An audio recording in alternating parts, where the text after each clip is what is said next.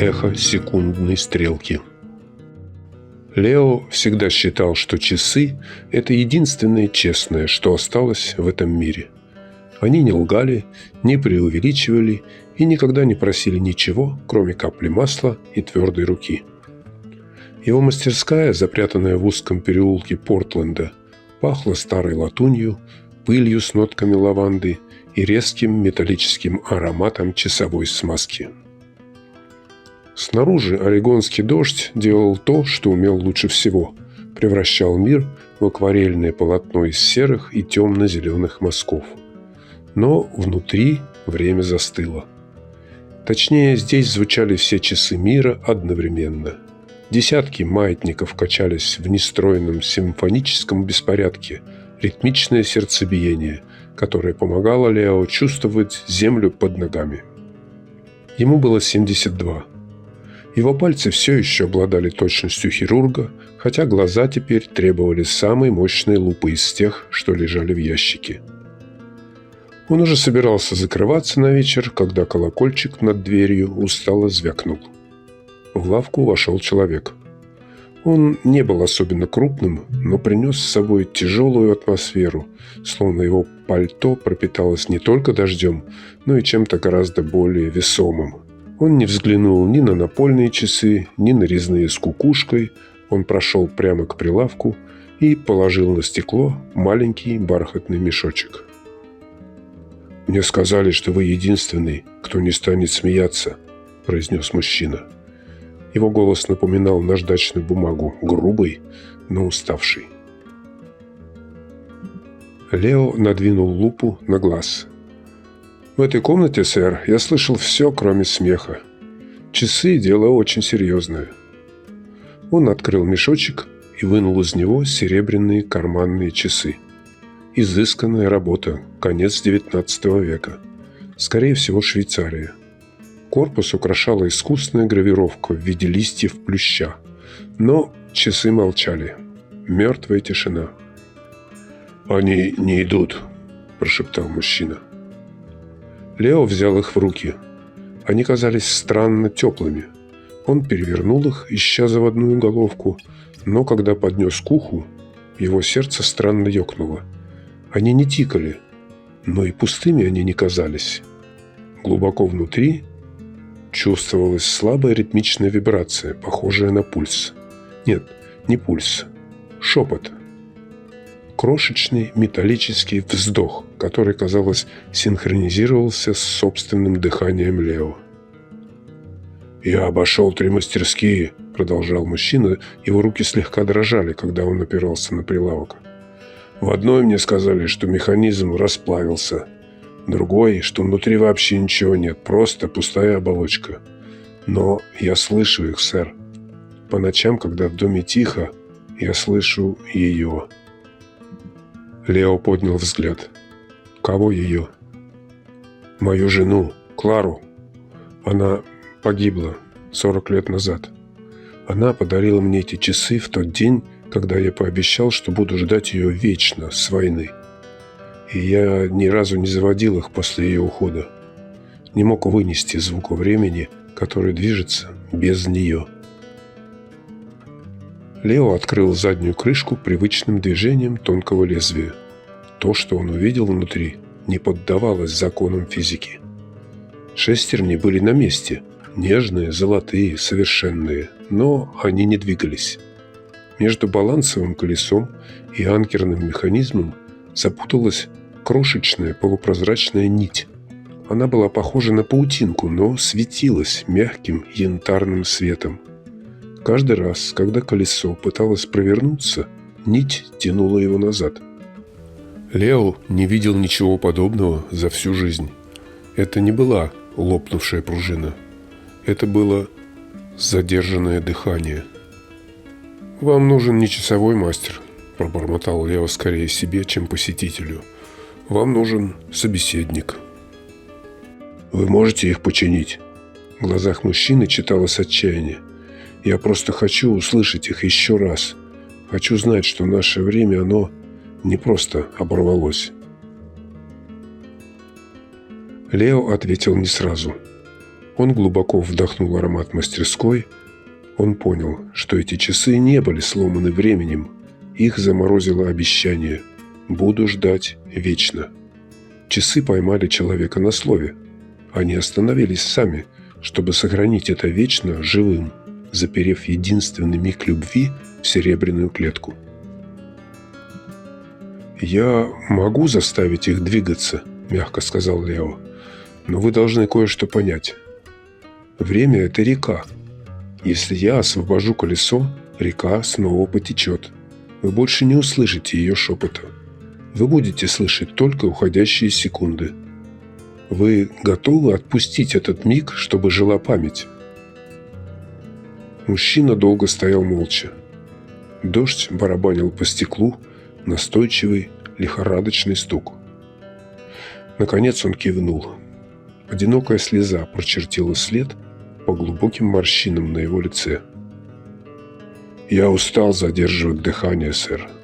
Пусть они тикают». Лео жестом пригласил посетителя пройти в заднюю часть лавки. Это было святилище, где воздух был еще гуще от запаха старого дерева и остывающего паяльника. На его верстаке лампа отбрасывала теплый золотой круг на море крошечных винтиков и пружин. «Присаживайтесь», – мягко скомандовал Лео, указывая на табурет. «Меня зовут Лео. А вас?» «Сэм», – ответил тот, присаживаясь на самый край. Лео положил серебряные часы на мягкую замшу. Под лампой янтарная нить казалась еще ярче. Она не просто светилась, она пульсировала в медленном, размеренном ритме. Лео взял пинцет с тонкими кончиками. 50 лет я смотрю внутрь времени, Сэм», – негромко произнес мастер. «Большинство людей думают, что время – это машина.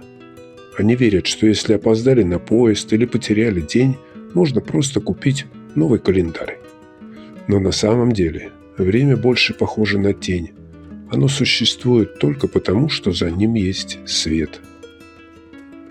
Когда кончики пинцета приблизились к светящейся нити, в лавке стало неестественно тихо. Дождь за окном не прекратился, но звук его стал далеким, приглушенным, будто комната погрузилась под воду. Как только металл коснулся янтарного шелка, вспышка тепла обожгла руку Лео. Он не вздрогнул. Вместо этого он закрыл глаза. Внезапно он оказался не в Портленде. Он стоял на перроне вокзала. Воздух был холодным, с привкусом угольного дыма и мокрой шерсти. 1944 год. Он увидел молодого Сэма. Плечи расправлены, глаза сияют отчаянной надеждой. Он держал за руку женщину, Клару. Она была в форме медсестры, волосы аккуратно убраны под пилотку. Она казалась крошечной на фоне огромного паровоза. «Жди меня», – прошептала она. Ее голос не был воспоминанием. Он вибрировал прямо здесь, в серебряных часах. «Обещай, что будешь ждать, и я найду дорогу назад». «Я буду. Вечно», – ответил молодой Сэм. Лео почувствовал всю тяжесть этого слова. «Вечно». Слишком тяжкий груз для человеческого сердца, слишком тяжкий для часов.